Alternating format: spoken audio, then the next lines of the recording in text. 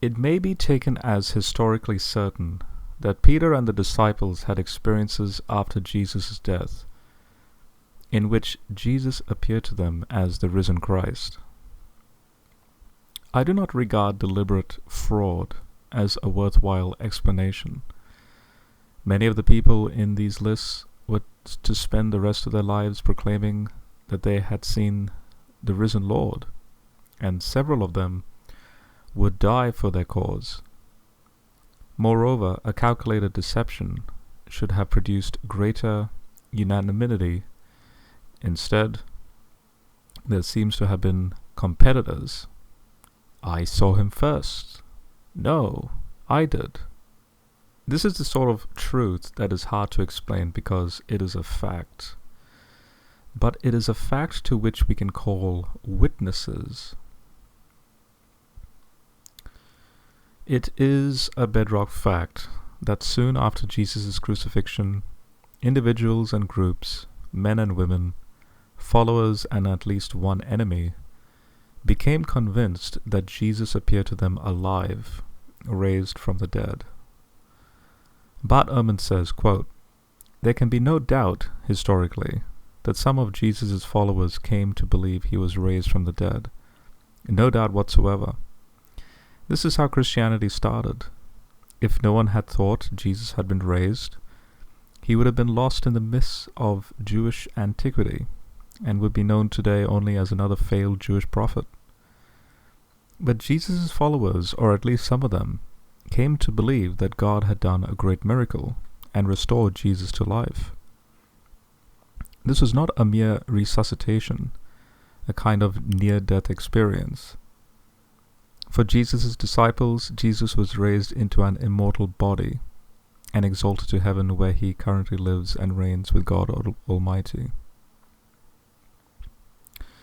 Thus, what is a bedrock fact is that the early Christians believed and proclaimed that they saw Jesus resurrected from the dead. In fact, his resurrection appearances and the number of the people who claim to witness them is unparalleled in history. Dunn agrees, quote, "So once again, why, quote-unquote, resurrection? It remains a question which we cannot answer with great confidence, but presumably there was something in what the first witnesses saw, which they could bring to expression only with this term, quote-unquote, resurrection. There seems to have been something about these Easter experiences which impacted in a determinative and decisive way in the affirmation, quote, God has raised Jesus from the dead.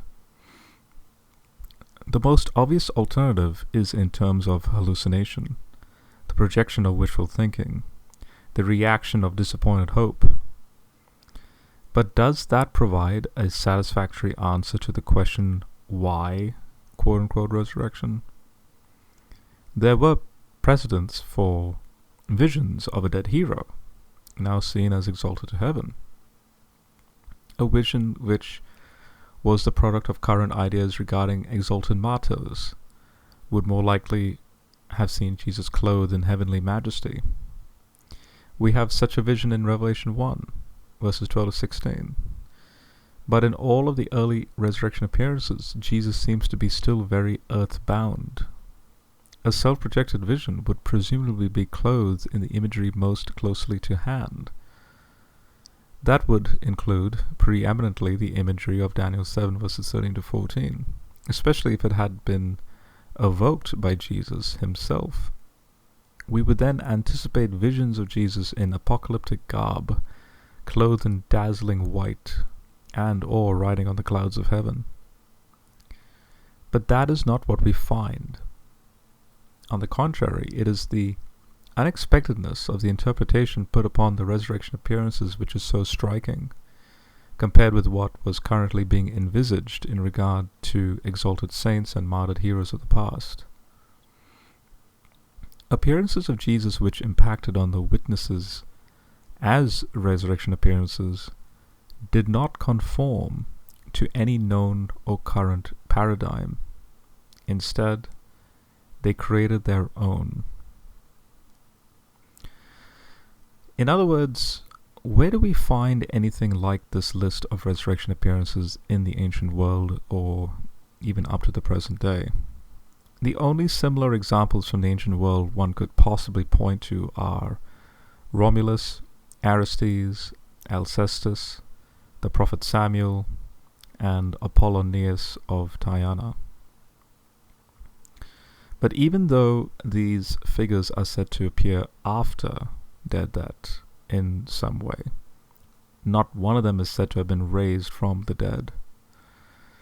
Moreover, when historians consider the sources for these figures, it becomes immediately clear that most of these are legendary accounts. For example, Romulus, the legendary founder of Rome, is said to have lived in the 8th century BC. Our primary accounts for Romulus's life are from Plutarch, Ovid, and Livy, all writing in the 1st century AD. That is a roughly 700 year separation between the written accounts and the events being described. When Romulus was 54 years old, apparently he disappeared and was caught up to heaven. In the same source, others say he was murdered by the senators in the temple of Vulcan. Livy claims that he descended from the sky and appeared to at least one individual. Because this was recorded 700 years after it happened, historians today consider the story of Romulus's afterlife excursions to be legend, not history. The same can be said about Aristes and Alcestis. We learn about Aristes over roughly 300 years after he supposedly lived from the Greek historian Herodotus, who introduces his account by saying, "I will now relate a tale which I heard." Since hearsay is never a good place to start for historical investigation, we can only conclude that both Aristes' existence and the story of his resurrection are legendary. Alcestis' story is also clearly legendary and was never meant to be considered historical. According to the Greek playwright Euripides, Hercules rescued Alcestis from Hades and brought her back to her husband alive again. Again, this is not resurrection, and it is not history. In the Old Testament, the only time a figure appears to a person after death is the prophet Samuel to King Saul. Yet this is also not presented as Samuel being raised from the dead. He is a divine being coming up out of the ground. Michael Heiser explains, quote, "The afterlife is one of biblical theology's most compelling themes. Death is not final. There is a life beyond the grave. We associate this idea with our final fate. But the Bible has a wider perspective, one that includes what we would commonly think of as ghosts. 1 Samuel 28 is one of the clearest windows into the world of the living dead. Having expelled all the mediums from Israel, Saul nevertheless commands his servants to find a medium after God refuses to offer him guidance against the Philistines. Saul visits the medium at Endor by night and asks her to contact the deceased Samuel. She complies and, upon seeing Samuel, panics, believing that Saul has tricked her to expose her illicit practices. Here's where the story takes a spooky turn. Saul asks the medium, "What do you see?" She replies, "I see a god coming up out of the earth. An old man is coming up, and he is wrapped in a robe." Saul immediately discerns that it is Samuel ascending from the underworld realm of the dead. There is no indication in the biblical text that the medium is lying or that she is deceived. When Samuel asks Saul, "Why have you disturbed me by bringing me up?" the distraught king answers, "I am in great distress, for the Philistines are warring against me, and God has turned away from me and answers me no more." Saul is of course correct, and Samuel speaks the word of the Lord to him as he had done while he lived. Saul has become the Lord's enemy, and God will now judge Saul and his sons. The most interesting detail of the episode is the medium's word choice. She sees a quote-unquote God coming up out of the ground. The Hebrew word translated God is Elohim, a term used more than 2,000 times for the true God, Yahweh of Israel. Why is the dead Samuel described with this word? Despite being used for the God of Israel, the word Elohim is not a label that uniquely refers to Yahweh. The term is used elsewhere of demons and divine members of Yahweh's unseen heavenly host. The word Elohim is how biblical writers described a member of what we think of as the spiritual world. God is part of that world, but is superior to all of its members. Samuel's body had been entombed at Ramah, but his spirit was living on the other side in the realm of the dead, what we call the afterlife. All residents of that realm are described with the term Elohim in the Old Testament. This worldview was shared by Israel's neighbors. The Hebrew phrase translated medium in verse 7 is literally mistress of the spirit of the dead. The word of refers to the human dead. This word occurs in Isaiah 19:3 in parallel to 3 other terms connected with the dead in the afterlife.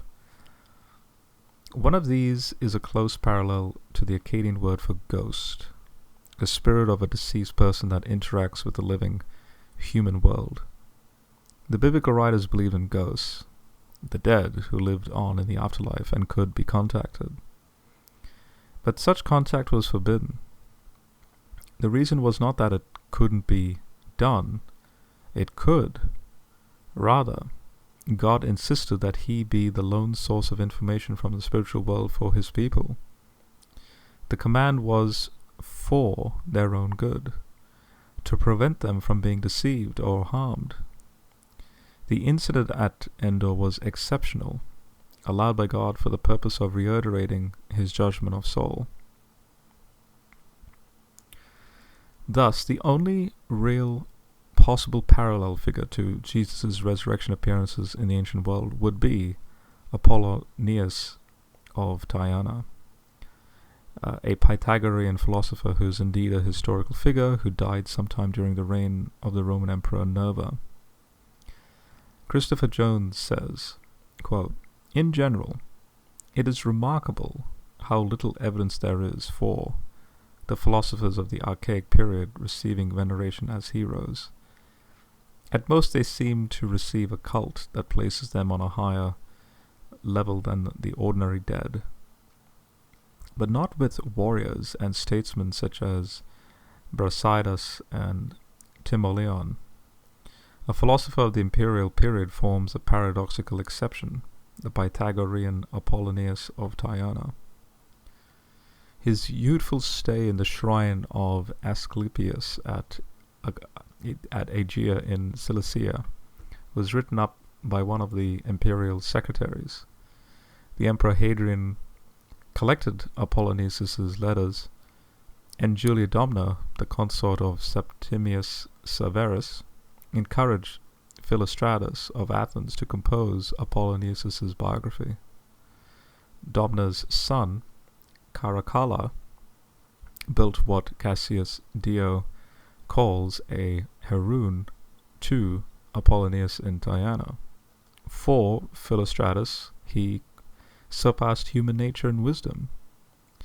An oracle of Apollo places him on a level with Egyptian Hermes and Moses of the Hebrews. And for 4th century pagans, he is midway between the gods and a human. He was to prove the most durable of divine men of antiquity, and belief in his powers lasted well into the Middle Ages, even in the Christian empire ruled from Constantinople. Thus, there is no reason to doubt that the historical Apollonius was an itinerant Pythagorean philosopher, traveling mainly in the eastern part of the Roman Empire. However, we know next to nothing about him, and the historical Apollonius is very difficult to recover. Consider the sources. Our earliest account of Apollonius's life was written by a man named Flavius Philostratus sometime in 220 to 230 AD. That is over a roughly 120-year gap between when Apollonius died and when the first account about him was written. Remember, the Gospels date to within roughly 35 and roughly 60 years of Jesus' death. Paul's early letters within roughly 20 and roughly 30 years, and our creedal tradition within roughly 10 years. Philostratus does claim to be using a source from an eyewitness named Damis, though many believe that Damis is an invention of Philostratus. In fact, many scholars are convinced that the entire account of Apollonius' life, written roughly 150 years after John's Gospel, is more likely a polemic against the Christians, with Apollonius parodying miracles of Jesus from the Gospels. Christopher Jones says, quote, Greeks and Romans were used to the idea that the soul survived death and underwent judgment by the gods of the underworld, though such conceptions were far from universal.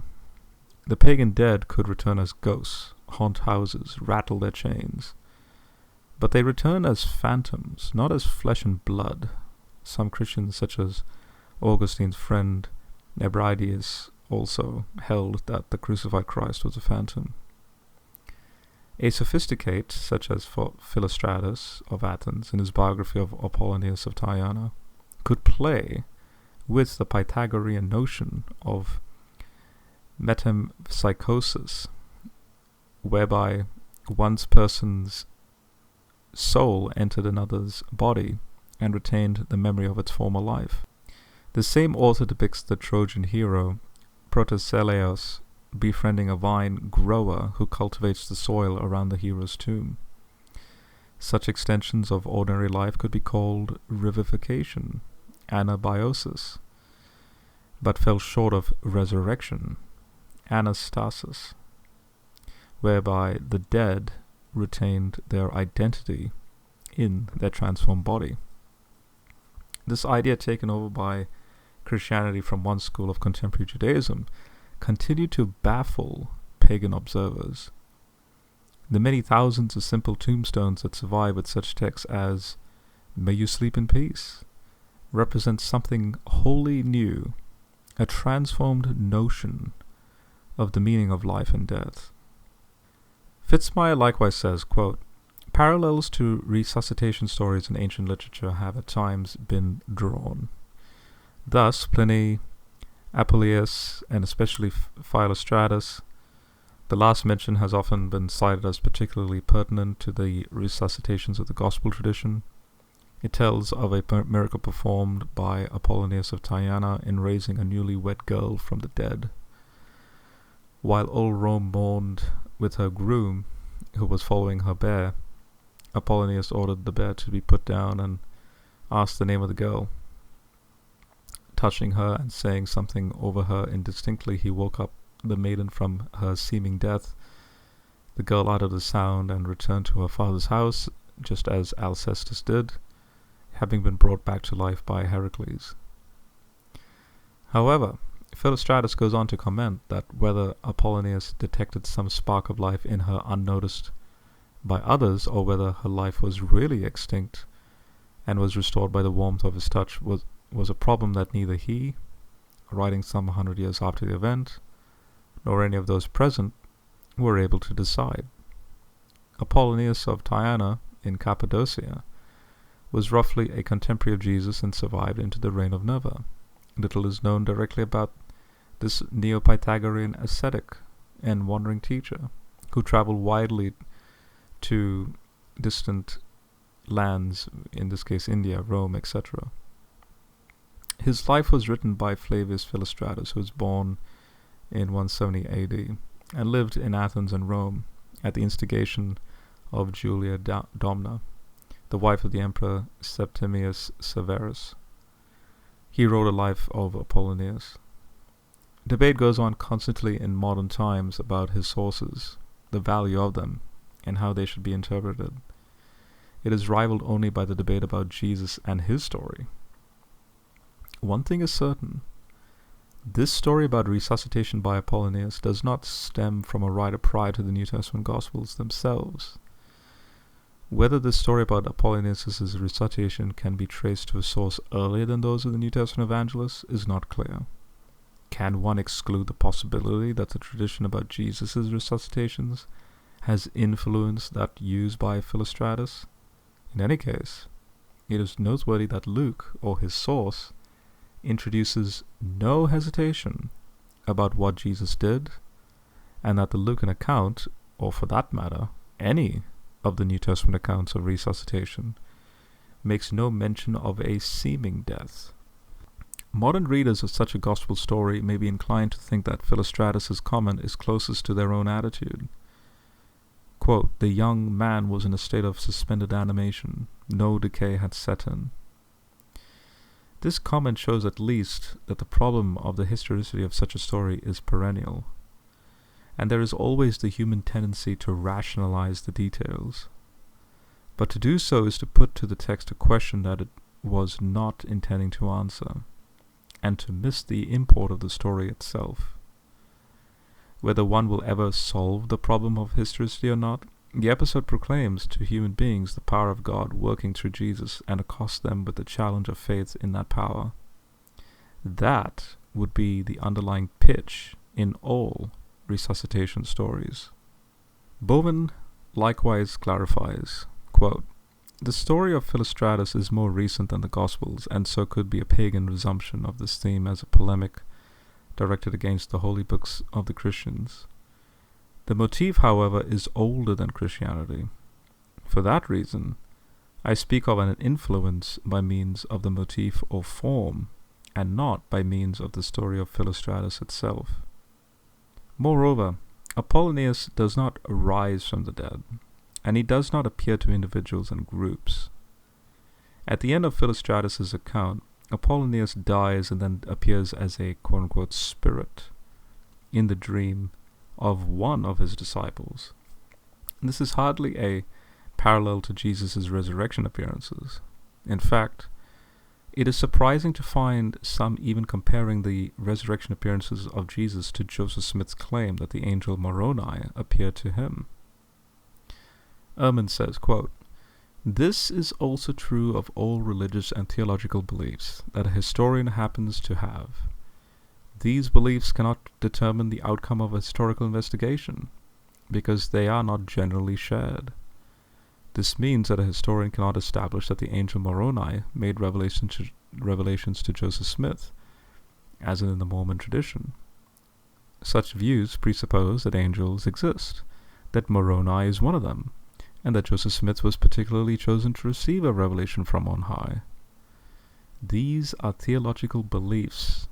They are not based on historical evidence. Maybe there is an angel Moroni, and maybe he did reveal secret truths to Joseph Smith. But there is no way for historians to establish any of that. To do so would require accepting certain theological views that are not held by the majority of other historians. For example, those who are Roman Catholics, Reformed Jews, Buddhists, and non-religious hardcore atheists. Historical evidence has to be open to examination by everyone of every religious belief.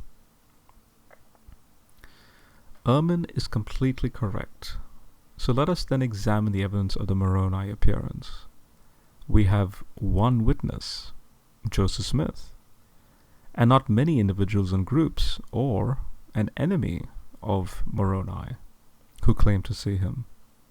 Moreover, this one witness, by many non-Mormon testimonies of his contemporaries and to this present day, was a fraud. How ironic that Ehrman has, instead, testified to the credibility and moral character of our bedrock eyewitness, Paul. Darrell Bock clarified in a 5-view historical Jesus debate, quote, "Yet another emphasis that I would recalibrate is the claim that history cannot render a verdict on Jesus' theological claims any more than it can on Augustus's, nor can it make a judgment about Jesus' miraculous work any more than it can about Apollonius of Tayana. Here I wish simply to note that what history can do is trace the impact of such belief and raise the question of why so many have come to embrace the belief that Jesus was more than a mere mortal.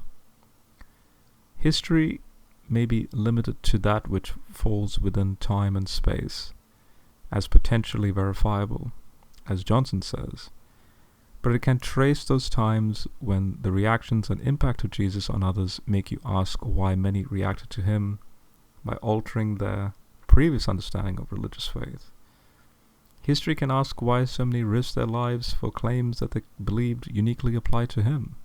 History can suggest Jesus' unusual activity, to borrow an idea from Josephus, had a character unlike other tales of the miraculous by pointing to Jesus' direct use of authority that most other accounts lack, since he generally does not use prayers, incantations, or any intermediary device to generate the healings, unlike other ancient characters who heal.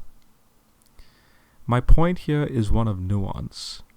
History cannot prove such claims, but it can examine what is distinctive about the way they are made or presented. History cannot verify the resurrection, but it can verify that the earliest believers embraced such a belief in contrast to all of their previous expectations about what a resurrection involved. Something caused a shift from a Jewish hope in the raising of all people at the end of the history to the bringing back to life of an individual in the midst of it. What caused this new belief? Was it an event? History can show how other explanations beyond a resurrection fail to explain adequately the rise of such belief. But there is more to this argument than merely affirming the resurrection. For example, several events tied to Jesus' earthly ministry are told in a manner in which, even though the authors believed in resurrection, do not reflect that perspective working anachronistically. What church would create an account about Jesus that embarrasses their founding leaders, depicting them as slow to embrace what Jesus told them about the faith's central teaching? And yet that is exactly what the accounts of the resurrection predictions and Jesus' coming suffering do. This helps to point to the authenticity of this kind of material. In other words, history may not be able to prove a resurrection, but it can be used to make a case that the door to its possibility cannot be shut. With this caveat in place, most of what Johnson says about what history shows about Jesus, as well as about the limits of history, I also affirm. A last example from the ancient world that has been compared to Jesus concerns a miracle performed by Emperor Vespasian. According to three sources, Tacitus and Suetonius, written roughly 40 years after the event, and Cassius Dio, written roughly 100 years afterward, Vespasian healed two beggars, one lame and the other blind. Can this really be compared to the multiple attested early eyewitness accounts of Jesus' resurrection appearances? David Hume ironically said, quote, "One of the best attested miracles in all profane history is that which Tacitus reports of Vespasian, who cured a blind man in Alexandria by means of his spittle, and a lame man by the mere touch of his foot, in obedience to a vision of the god Serapis, who had enjoined them to have recourse to the emperor for these miraculous cures." The story may be seen in that fine historian, where every circumstance seems to add weight to the testimony, and might be displayed at large with all the force of argument and eloquence, if any one were now concerned to enforce the evidence of that exploded and idolatrous superstition. The gravity, solidity, age, and probity of so great an emperor, who, through the whole course of his life, conversed in a familiar manner with his friends and courtiers, and never affected those extraordinary airs of divinity assumed by Alexander and Demetrius. The historian, a contemporary writer, noted for candor and veracity, and withal, the greatest and most penetrating genius, perhaps, of all antiquity, and so free from any tendency to credulity, that he even lies under the contrary imputation of atheism and profaneness.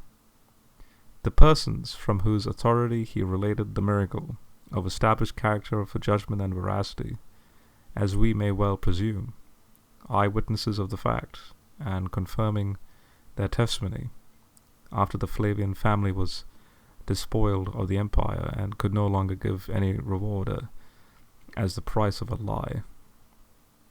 To which, if we add the public nature of the facts as related, it will appear that no evidence can well be supposed stronger for so gross and so palpable a falsehood. In other words, the Emperor Vespasian, according to Suetonius, said a joke as he was dying, quote, "Dear me, I must be turning into a god." History has vindicated that this, and his miracles, is nothing more than a joke.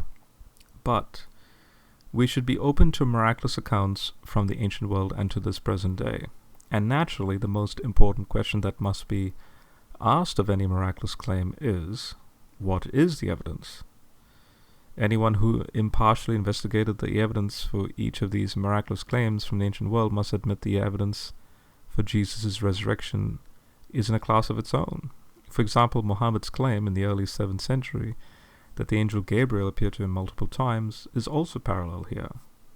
In other words, here we have one witness, Muhammad, to this supernatural claim, not multiple individuals and groups, and there were no enemies who witnessed the appearances of Gabriel. Thus, this is nothing like the resurrection appearances of Jesus. In contrast to the historically flimsy accounts of the miraculous, we have a bedrock source that asserts that multiple eyewitnesses, individuals, groups, and even an enemy, saw the resurrected Jesus, and this source, the creedal tradition, dates to no later than roughly 10 years after Jesus' crucifixion.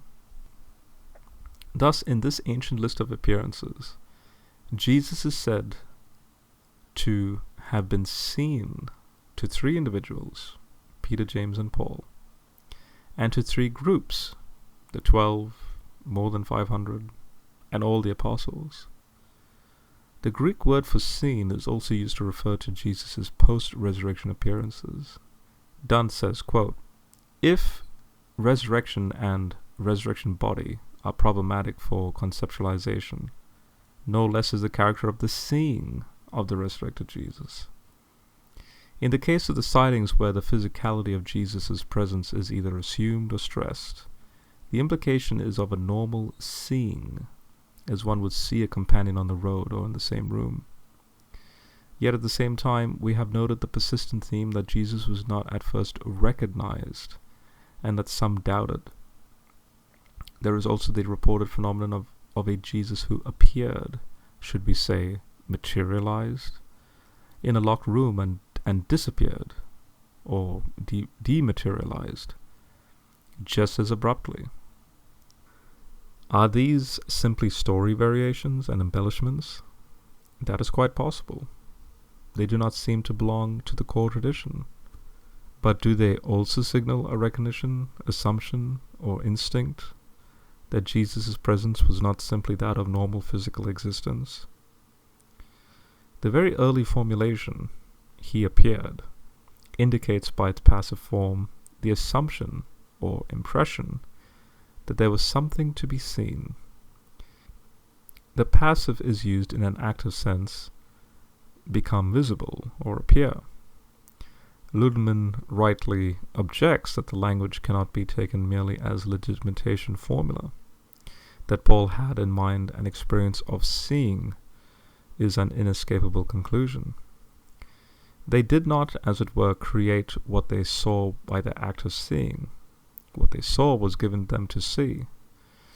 This is the basis of Hans Grass's often cited attempt to distinguish an objective vision from a subjective vision.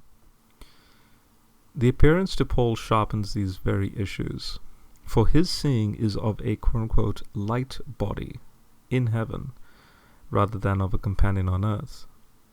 The performance variations in Acts leaves it unclear what, if anything, those with Paul on the road to Damascus saw or heard. Luke does not hesitate to have Paul himself describing it as a heavenly vision, and for his own part, Paul describes it as God's revelation of his Son in me. At the same time, however, it should be noted that Paul was no stranger to visionary experiences, including heavenly journeys. Yet he was quite clear that the resurrection appearance to himself was of a different order from such experiences. It was the same seeing as characterized the earlier resurrection appearances, and it was, last of all, not to be confused with any subsequent visions and revelations. It should be recalled that Paul was writing these words some 20 years later, and no other appearances had evidently taken place in the interval. So it is hardly likely that Paul would have accepted that his seeing was a purely subjective vision. Given the core emphasis on seeing Jesus, we can hardly conclude other than that is what they saw. Thus, notice that the most glaring omission in this creedal list is the women, especially Mary Magdalene. In all four Gospel accounts, Mary Magdalene is first to see the resurrected Jesus. Ehrman says, "My tentative suggestion is that 3 or 4 people, though possibly more, had visions of Jesus sometime after he died. One of these was almost certainly Peter, since reports about his seeing Jesus are found everywhere in our sources, including our earliest record of Paul in 1 Corinthians 15 verse 5. And it needs to be remembered that Paul actually knew Peter. Paul too explicitly states that he had a vision of Jesus, and I think we can take him at his word, that he believes Jesus appeared to him. It is also significant that Mary Magdalene enjoys such prominence in all the gospel resurrection narratives, even though she is virtually absent everywhere else in the Gospels. She is mentioned in only one passage in the entire New Testament in connection with Jesus during his public ministry. And yet, she is always the first to announce that Jesus has been raised. Why is this? One plausible explanation is that she too had a vision of Jesus after he died. These 3 people, Peter, Paul, and Mary, as it turns out, must have told others about their visions. Possibly others had them as well, for example James, Jesus' brother. But I think it is difficult to say. Most of their close associates believed them and came to think that Jesus was raised from the dead. But possibly some of the original disciples did not believe it.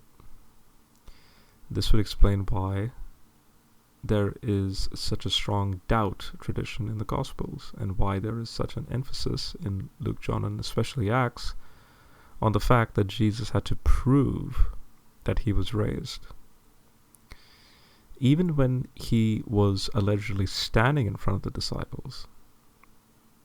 If historically only a few people had the visions and not everyone believed them, this would explain many things. Mary didn't doubt what she had seen, nor did Peter or Paul. The reason that Mary Magdalene and the other women were not included in this creedal tradition is because the testimony of women did not count for much in the ancient world, as we see from the testimony of Josephus. Quote, "Put not trust in a single witness, but let there be 3 or at least 2, whose evidence shall be accredited by their past lives. From women, let no evidence be accepted, because of the levity and temerity of their sex." This was also true in Greco-Roman culture. Moreover, the eyewitness testimony of the women is not appealed to in the sermons of Acts, even though the same author wrote Luke 24 verses 1 to 8. The male eyewitnesses to the resurrected Jesus received the primary emphasis. Thus, Mary and the other women were not included in this earliest list of witnesses because its primary purpose, like the sermons in Acts, was evangelistic and apologetic. Anthony Thistleton explains why, quote, "By way of concluding this section of our discussion, we may compare two earlier writers whose approaches are more radical on either side than those of Markson or of Pannenberg, respectively. Bultmann insists that the resurrection of Jesus of Nazareth was not an objectively historical event. Belief in the resurrection is the same thing as faith in the saving efficacy of the cross. It is not to be established as an objective fact. Can this seriously apply to 1 Corinthians 15? In a striking observation, Bultmann is forced to concede. Paul is betrayed by his apologetic into contradicting himself. For in Bultmann's view, his appeal to witness in verses 1 to 19 conflicts with his otherworldly language in verses 20 to 22, and beyond. For verses 1 to 11 do represent an attempt to make the resurrection of Christ credible as an objective historical fact against all his better judgment. Luke Acts, Bultmann believes, portrays the resurrection as bodily, or possibly physical, reality. But Paul's language is existential or self-involving. However, we have already seen that this polarization does violence to an intelligent philosophy of language, which comes to terms with multiple and overlapping language functions in early Christian creeds and confessions. Bultmann's need to resort to the charge of Pauline self-contradiction within this same chapter says it all. The entirely positive point pressed by Bultmann and by Markson and with Paul is well identified by Ulrich Wilkins. Quote, "It is the ever new and ever different form of the reality of encounter with Christ. This is an essential motif in the history of modern Protestant piety." Nevertheless, Wilkins adds, this is not the concern of verses 3 to 8, which speaks of unique acts relating to legitimation concerning the first basic witnesses. Wilkins rightly discusses the issue as one of foundation. It was the appearances which inspired belief and led to the founding of the primitive community. Thus, this list of witnesses to Jesus' resurrection was primarily meant to give proof that Jesus did indeed rise from the dead, in the same way that, quote-unquote, he was buried was meant to give proof that Jesus died. A list of female eyewitnesses to the risen Jesus not being regarded as solid testimony in the ancient world were then not included. In addition to this list of witnesses being presented as proof of Jesus' resurrection, it was most likely meant to be chronological, though not exhaustive. In other words, we read, quote, Cephas, then, last of all, also to me. Thus, among Jesus' male followers, Jesus first appeared to Peter, then soon after that to the 12. Sometime later, or maybe even weeks later, to more than 500 men and women at once. After this to James, then to all the apostles. And 1 to 2 years later, he appeared to Paul. Roy Ciampa and Brian Rosner confirmed that, quote, Paul's selection of post-resurrection appearances is unusual and calls for special comment. He indicates that he is listing the appearances in chronological order, but does not suggest that the list is complete. He seems to be exclusively interested in appearances to the apostles. Unless there were no apostles among the 500 mentioned in verse 6, and it would be difficult to imagine a group of that many followers of Christ gathered without apostolic representation in its midst at that point of the early church, Paul's select list of appearances is certainly limited to those entailing apostles. There are only 3 individuals mentioned. The 2 most important leaders of the Jerusalem church, which is Peter and James, and Paul himself.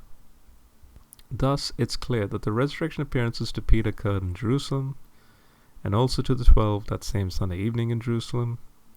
But the resurrection appearance to more than 500 at once occurred in Galilee, which is also where the resurrection appearance to James occurred. The resurrection appearance to all the apostles is in the context of Jesus' ascension in Jerusalem. and the resurrection appearance to Paul happened near or in Damascus.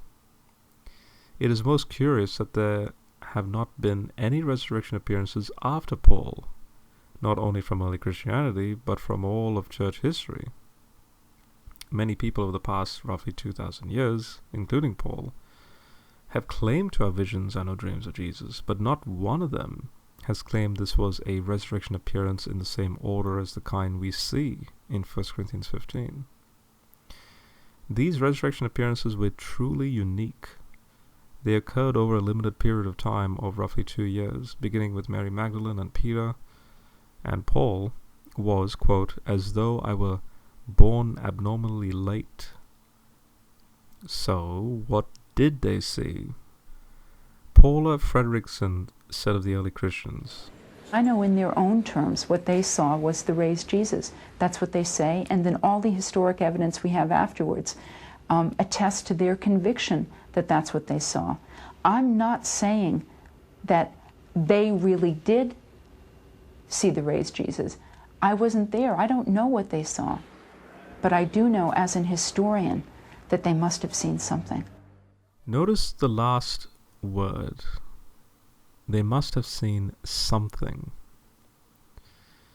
Besides Jesus rising from the dead, the two most prevalent answers today to the question, what did they see, are either that they had hallucinations or I don't know.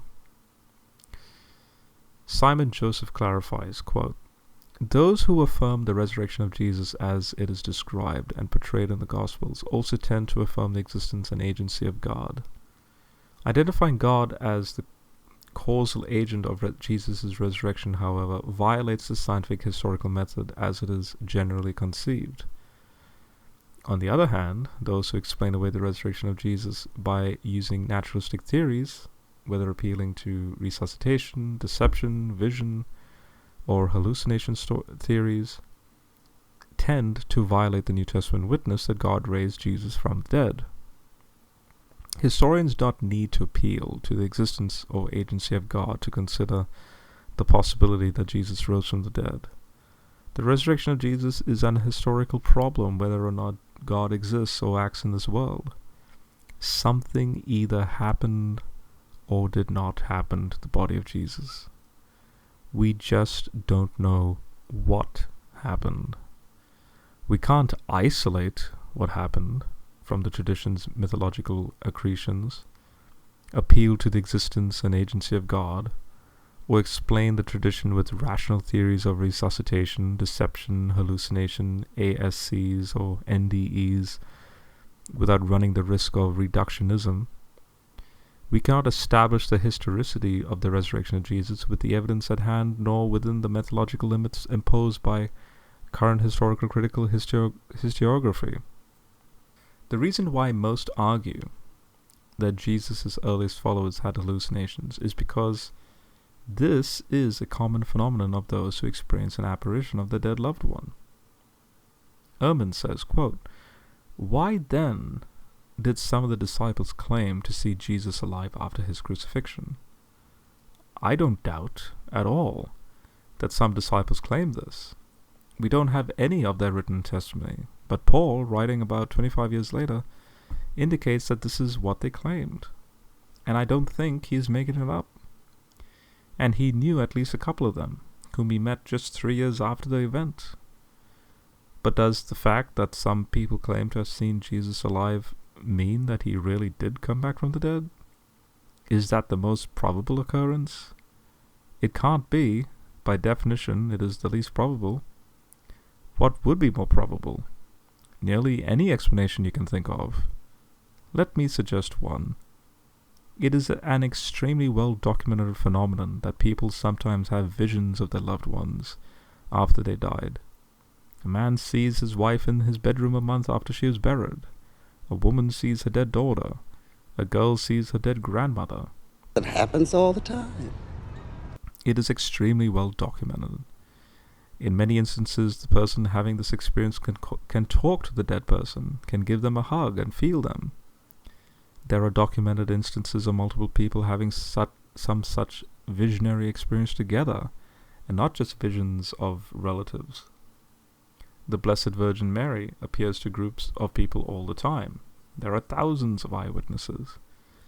Do I think that she really has appeared to them? No. Or that the grandmother really did come back from the dead to visit her granddaughter's bedroom? No. Maybe these things happened, but it is unlikely. In fact, from the historian's point of view, it is virtually impossible. But people claim they happen all the time. Jesus' closest followers and later Paul claim they saw him alive afterward. Does it mean he was really raised from the dead? No. It means that they, like so many thousands of other people, had a real, seeming, tangible experience of a person after he died. The disciples had not done any research into post-mortem visionary experiences. They experienced what they experienced, and they interpreted it in terms that they knew. Jesus was alive. He must have been raised from the dead. Where is he now? He's not here. He must have ascended to heaven. Is my explanation of why they claimed what they did very probable? No. But it's not impossible.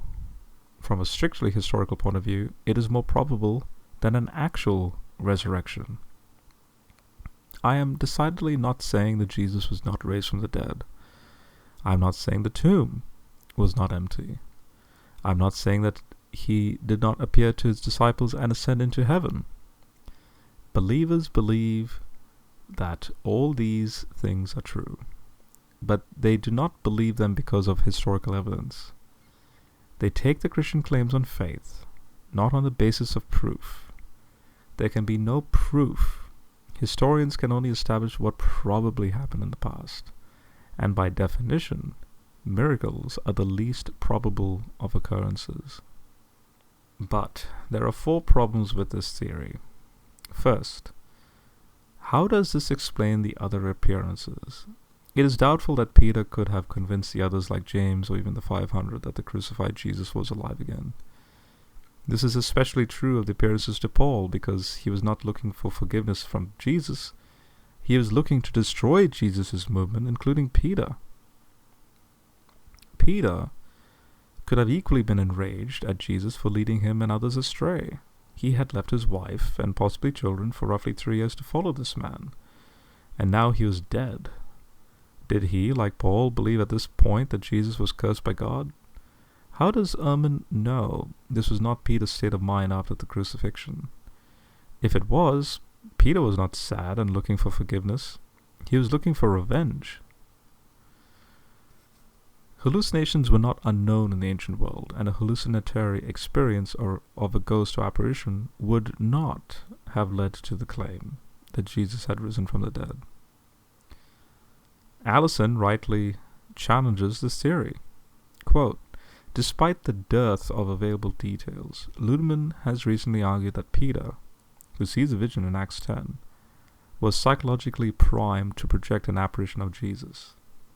Those in mourning often think that they have come into contact with a dead friend or relative. The phenomenon is common enough that we may, as so Ludemann says, assume that it happened to Peter.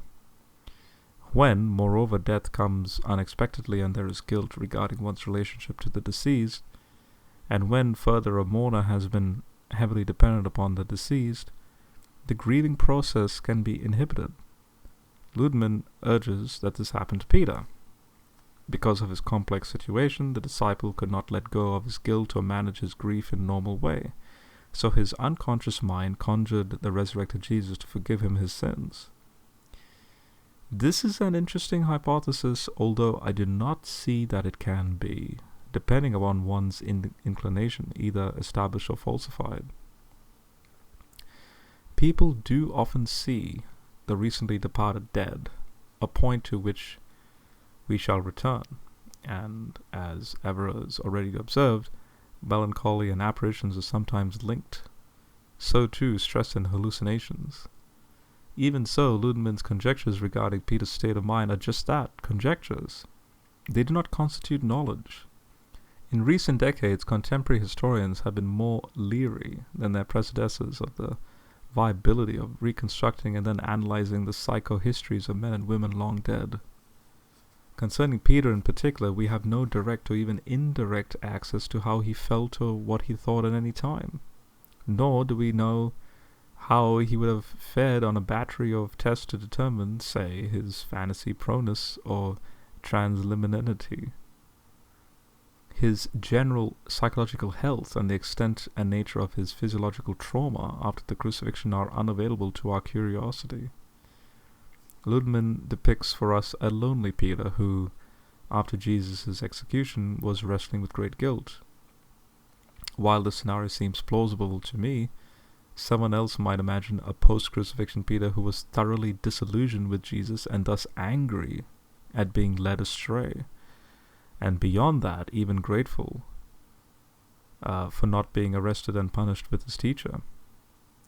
William Lane Craig has a point when he suggests this possible scenario, quote, "Any mockery and contempt Peter would face would be not for his failure to go to his death with Jesus. After all, everyone else had deserted him too, but rather for his having followed the false prophet from Nazareth in the first place. Some Messiah he turned out to be, some kingdom he inaugurated. The first sensible thing Peter had done since leaving his wife and family to follow Jesus was to disown this pretender.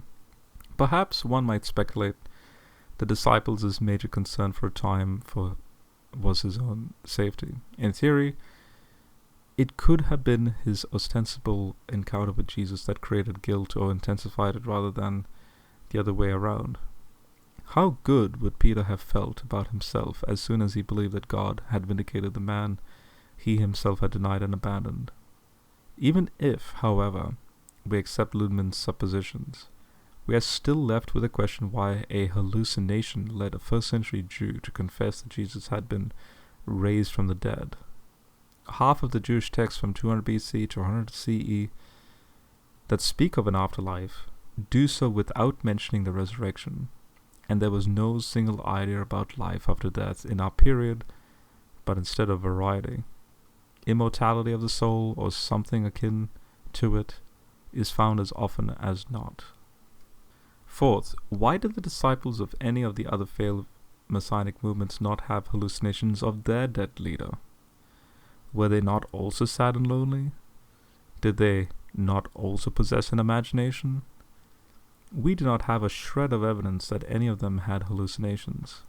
Instead, the overwhelming evidence from these other movements suggests Jewish disciples were not the types to have hallucinations of a failed dead Masonic leader. Could Jesus' band of followers be the exception? Of course. But what is the evidence they were indeed hallucinating? Again, why would they have claimed Jesus was raised from the dead? Why would hallucinations or visions of Jesus lead to this threefold unparalleled innovation among his earliest Jewish followers? Hallucinations and visions of Jesus may have convinced his followers that he had been exalted to heaven like Elijah and had gained eternal life like the Maccabean martyrs, but it defies all the evidence to suggest this would have led to the unique claim that he was raised on the third day. N.T. Wright explains, quote, "Such things were not, perhaps, quite as frequent as some ancient writers have tried to make out. Visions of this sort, in addition, did not normally involve physical contact, let alone watching the recently departed person eating and drinking. Indeed, accounts of visions of the dead sometimes made it clear that this is what did not happen. But such meetings, even if they did seem to involve seeing, touching, or even eating and drinking with the recently dead person, could, at a stretch, have been interpreted as angelic visitations of the kind the disciples thought they were having from Peter in Acts 12. They might have provided a very special case, perhaps even a very encouraging and heartwarming case, of the generally known and widely recognized possibility of short-lived encounters with something that seemed to be the dead person. The response to reported visions of this kind might, of course, have been, in the ancient as in the modern world, to question the mental balance or perhaps the recent diet of the witnesses. As we have remarked more than once, the ancient world as well as the modern knew the difference between visions and things that happen in the real world. But visions did occur. However, precisely because such encounters were reasonably well known, the apparently strong point of those who have recently tried to insist that this is what really happened at Easter, they could not possibly by themselves have given rise to the belief that Jesus had been raised from the dead. They are a thoroughly insufficient condition for the early Christian belief. The more normal these visions were, the less chance there is that anyone, no matter how cognitively dissonant they may have been feeling, would have said what nobody had ever said about such a dead person before, that they had been raised from the dead. Indeed, such visions meant precisely, as people in ancient and modern worlds have discovered, that the person was dead, not that they were alive, even if several such experiences had occurred. If the tomb was still occupied by the dead body, they would have said to themselves after the experiences had ceased, "We have seen exceedingly strange visions, but he is still dead and buried. Our experiences were, after all, no different from the ones we have heard about in the old stories and poems." Thus, if Jesus' resurrection appearances were hallucinations, particularly like the well-documented hallucinations of the bereaved, then they were unlike any hallucinations we have on record. The authors of the Gospels are at least aware of apparitions or ghosts appearing to loved ones and make clear this is not what happened in the case of Jesus. Quote, "While they were all talking about this, Jesus himself stood among them and told them, 'Peace be with you.' They were startled and terrified, thinking they were seeing a ghost. But Jesus told them, 'What's frightening you? And why are you doubting? Look at my hands and my feet, because it's really me. Touch me and look at me, because a ghost doesn't have flesh and bones as you see that I have.' After he had said this, he showed them his hands and his feet. Even though they were still skeptical due to their joy and astonishment, Jesus asked them, 'Do you have anything here to eat?' They gave him a piece of broiled fish, and he took it and ate it in their presence." Michael Heiser explains that modern Christians suffer from serious shortcomings when it comes to the supernatural. In other words, if our theology really derives from the biblical text, we must reconsider our selective supernaturalism and recover a biblical theology of the unseen world, because the biblical writers were predisposed to supernaturalism. To ignore that outlook will produce interpretations that reflect our mindset more than that of the biblical writers. Now, the second of three specific obstacles that sort of get in our way of really being able to think about Scripture the way an ancient person did, the way the biblical writer did, again, especially with a view toward understanding their understanding of the spiritual world, is that we as modern Christians, even as Christians, we've been desensitized to the vitality and the theological importance of the unseen world. Now, my own training, again, as a seminarian, later in grad school as a scholar, my own training minimized these things, again, until my sort of watershed moment. And that's not uncommon. Many Christians claim to believe in the supernatural, but they actually think like skeptics. They're actually trained to do this. And by way of illustration, again, in my own personal life, I remember in Bible college going through doctrine class, and this was, I actually had two 5-credit courses on doctrine. So I had 10 credit hours of doctrine, and we spent one day on angels and demons. One day. It was sort of an afterthought. Again, that's just a little illustration of, again, how the content is minimized. Now, frankly, I don't think I would have learned that much based upon what I know now, but it's just the idea that we got to get rid of this so we can get to the important stuff, all this other doctrinal stuff. It's very minimized and downplayed.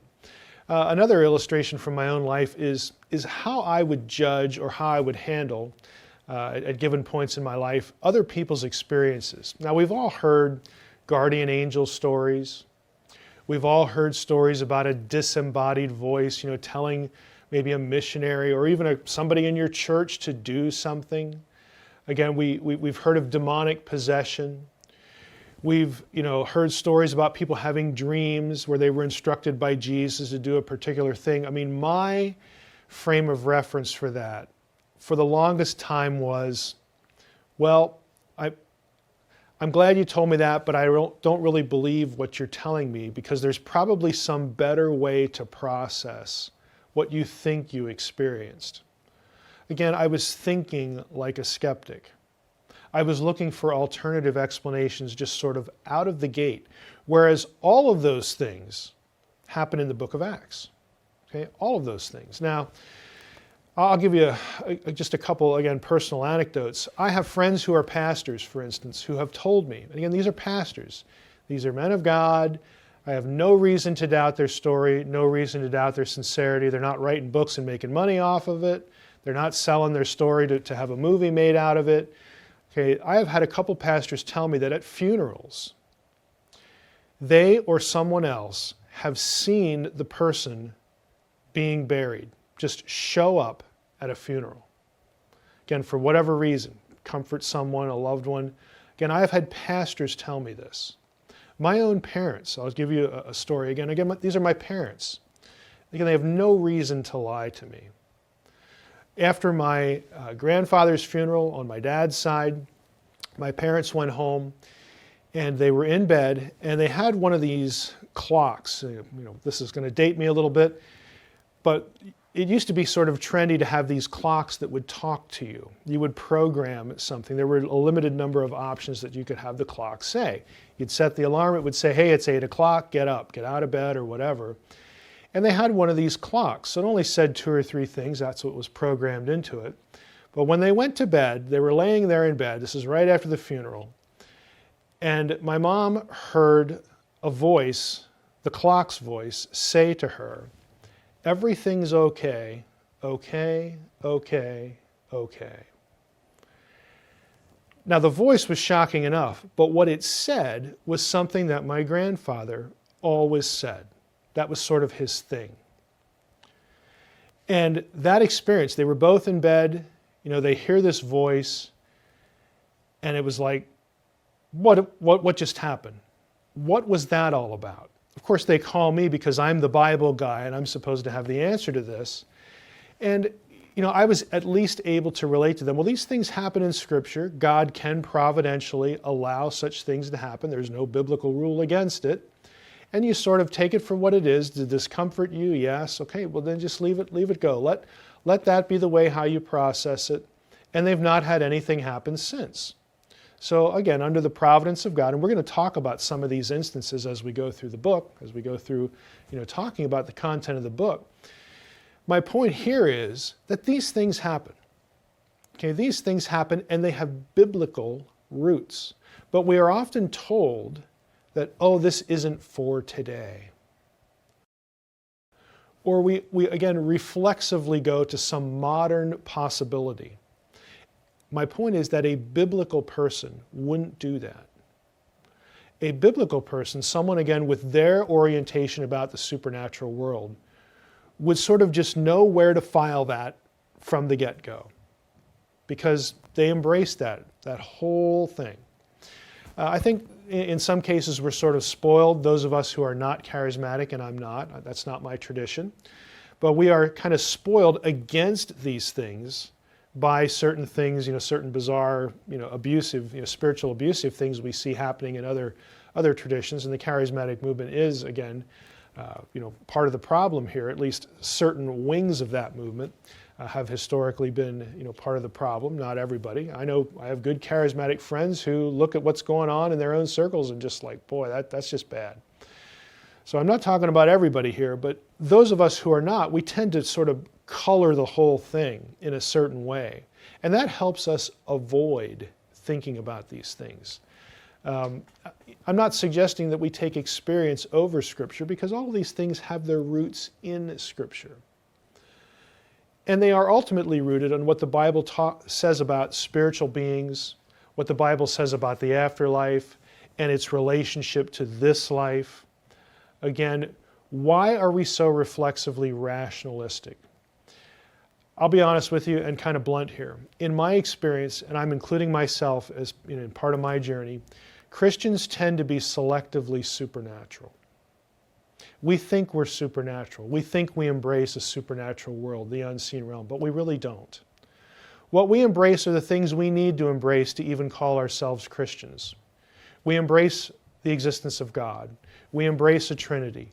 We embrace the deity of Christ. We embrace angels. It's kind of hard to avoid them.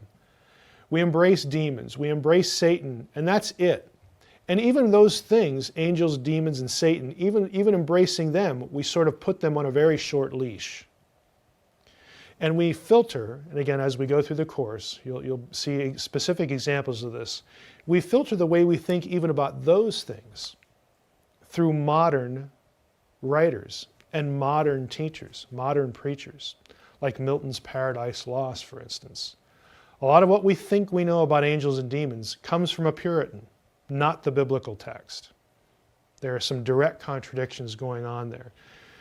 But we are selectively supernatural. And I would suggest to you as we go through the material here, you're going to run into some very strange passages. But ask yourself, well, what's so normal about the virgin birth?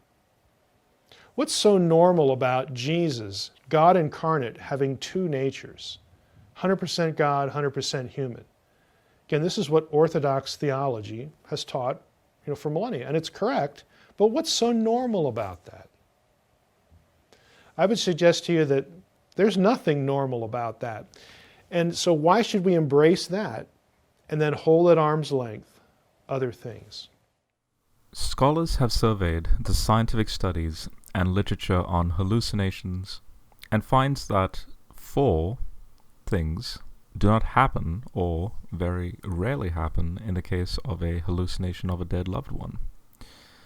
First, hallucinations are rarely, if ever, experienced numerous times by both individuals and groups over an extended amount of time. Second, hallucinations of apparitions are not usually seen by large groups, as Jesus is seen by the 12 or even more than 500.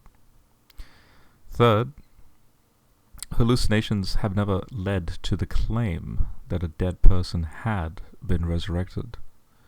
Fourth, hallucinations do not involve the person's enemy. All of these almost unheard of phenomena in the literature on hallucinations happened in the case of the resurrection appearances of Jesus. If we bring in the Gospels and Acts, there are reports of Jesus' empty tomb and empty burial places. Nowhere in literature on hallucinations. In addition, apparitions do not typically eat or drink, but the risen Jesus is reported to have eaten and drank with his disciples.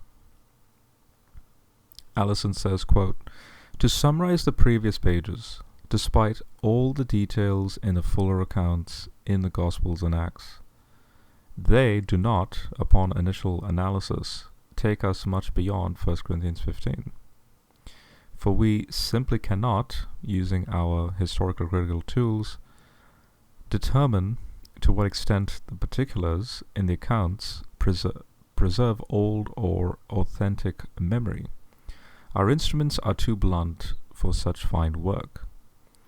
Even if there are certain recurring themes and motifs, we cannot without further ado equate those with historical events. Nonetheless, not all the effort is wasted. At least 2 items, whose historicity Paul substantiates, give us much to ponder. The first is that several people reported Christophanies. The second item is that Jesus ostensibly appeared on more than one occasion to more than one person. These appear to be the facts, and they raise the question of how we should explain them. The apologists for the faiths say that the sightings of Jesus must, given the reports, have been objective. One person can hallucinate, but 12 at the same time, and dozens over an extended period of time?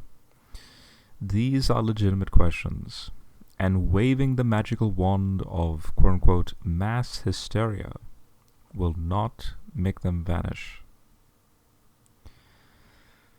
In other words, we have bedrock documentation of multiple individuals and groups seeing the risen Jesus within roughly 10 years of the event, and all the appearances no more than roughly 2 years.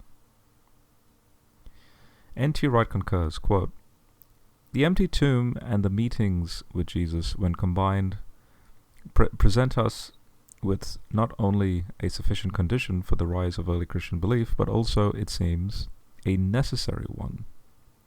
Nothing else historians have been able to come up with has the power to explain the phenomena before us. This remains, of course, unprovable in logical or mathematical terms. The historian is never in a position to do what Pythagoras did, not content with drawing more and more right-angled triangles and demonstrating that the square on the hypotenuse always does in fact equal the sum of the squares on the other two sides. He constructed a theorem to prove that this must always be the case. With history, it is not like that. Almost nothing is ever ruled out absolutely. History, after all, is mostly the study of the unusual and unrepeatable. What we are after is high probability, and this is to be attained by examining all the possibilities, all the suggestions, and asking how well they explain the phenomena. It is always possible that in discussing the resurrection, someone will come up with the skeptical critic's dream, an explanation which provides a sufficient condition for the rise of early Christian faith, but which, by fitting into post-Enlightenment epistemological and ontological categories, or even simply mainstream pagan ones, causes no fluttering in the critical dovecotes. It is worthy of note that, despite the somewhat disparate attempts of many scholars over the last 200 years, not to mention critics since at least Celsus, no such explanation has been found. The early Christians did not invent the empty tomb and the meetings or sightings of the risen Jesus in order to explain a faith they already had. They developed that faith because of the occurrence and convergence of these two phenomena. Nobody was expecting this kind of thing. No kind of conversion experience would have generated such ideas. Nobody would have invented it, no matter how guilty or how forgiven they felt, no matter how many hours they pored over the scriptures.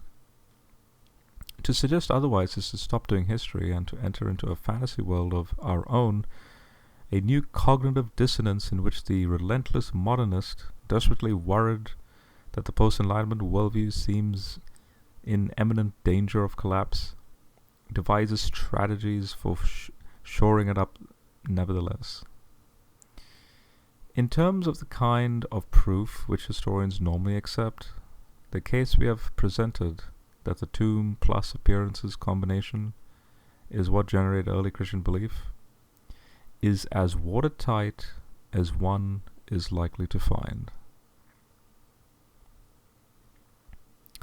If Jesus' followers had hallucinations, they were unlike any type of hallucinations we have on record. The resurrection appearances of Jesus and what resulted from them, for instance, the founding of the largest religion in the world, are truly without analogy. They were completely unexpected. In a word, Jesus' resurrection appearances are unique. Allison concludes, quote, "I'm not unsympathetic to this rebuttal. I do not believe that the early Christian traditions are wholly accounted for by stories gathered from later times and other places, stories that are themselves of a controversial nature, and so, instead of enabling us to explain what we do not understand by way of what we do understand, might be thought to leave us with ignotum per ignatius. I also disbelieve that if only we knew enough about apparitions of the dead in general, we would necessarily know enough about the appearances of Jesus in particular.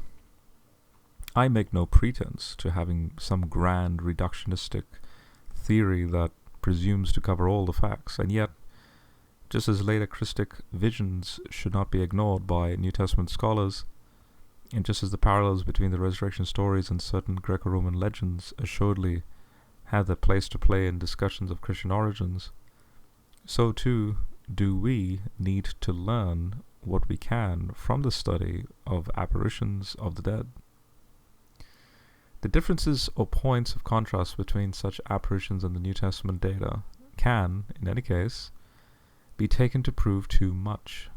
The postmortem manifestation of an unremarkable husband to his isolated widow is not going to generate the same significance as the reappearance of a Masonic figure whose followers are living within an eschatological scenario that features the resurrection of the dead. Context begets meaning. When Roger Booth protests that the effect of feeling the presence of a loved one in modern bereavement experiences is not, quote, so cataclysmic as to inspire a continuing course of conduct so contrary to past character as did the appearances of Jesus to the disciples, he is right, but his implied conclusion is wrong. Similar experiences, if they occur within different interpretive frameworks, may have radically disparate effects. Parallels, one should not need to observe, come with differences. My own view regarding the resemblances I've catalogued is that while they may not be our Rosetta Stone, they are nonetheless heuristically profitable. They have their place once we embrace a methodological pluralism, which in this connection means attempting to sort and then explain the data to the best of our abilities from different points of view and within different interpretive frameworks. No one method or set of comparative materials will give us all the answers we seek. We strive rather to learn what we can from each method or set, in the knowledge that each may help us with some part of the picture we are trying to piece together. So in the present case, I issue explaining the appearances of Jesus in terms of typical appearances of the dead, an unfeasible task anyway given unlimited knowledge and understanding of apparitions in general, but simply ask what light a wider human phenomenon might shed on some of the issues surrounding the resurrection traditions.